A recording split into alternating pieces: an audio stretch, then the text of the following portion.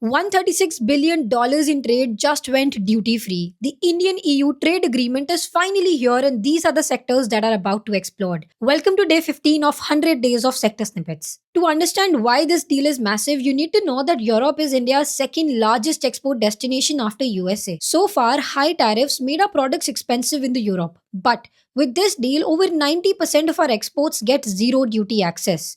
And the timing could not be better with the US raising tariffs left, right, and center. Now let's talk about the winning sectors. First, textile. The sector that was worst hit by the US tariffs is now set to be the biggest winner of this India EU trade deal. India currently exports $5.5 billion of apparels to Europe annually, and this number is expected to reach $11 billion by 2027. Right now, we barely make up 5% of Europe's textile imports, while China makes up 30% and even Bangladesh stands at 20%. With this deal, India can finally compete on equal footing with these two countries. Companies like Gokuldas Exports and Pearl Global already get 15 to 20% of their revenue from European exports, and their management says this number is about to double. Second, electronics manufacturing. This is an interesting winner because India faces a double advantage here. Right now, we only supply 1 to 2% of Europe's electronics demand versus China's 40% and Vietnam's 6%. But with this deal, Indian EMS players have been subjected to a lower tariff that is equivalent to Vietnam. And the bigger advantage is that India has given a duty-free access to Europe's capital goods imports.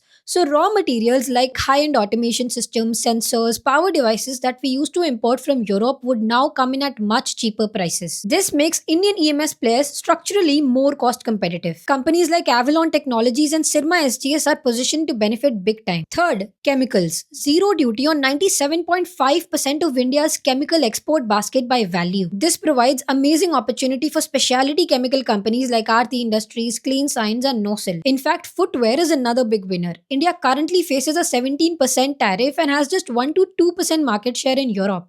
Compare that to Vietnam with 25%. While most of our footwear exporters are unlisted, for listed companies like Bata, Relaxo, Campus, Metro brands, this could be a new market. But here's the reality check. This agreement becomes operational in late 2026 or maybe in early 2027. Some tariff reductions will phase in over 5 to 7 years. So if you're looking at this as an immediate solution to the US tariff situation, it's not that. It's more long term. With that, we've covered the sectors that are about to win from this deal. In the next snippet, we'll talk about the sectors that will face an increased competition from European imports. Till then, keep following.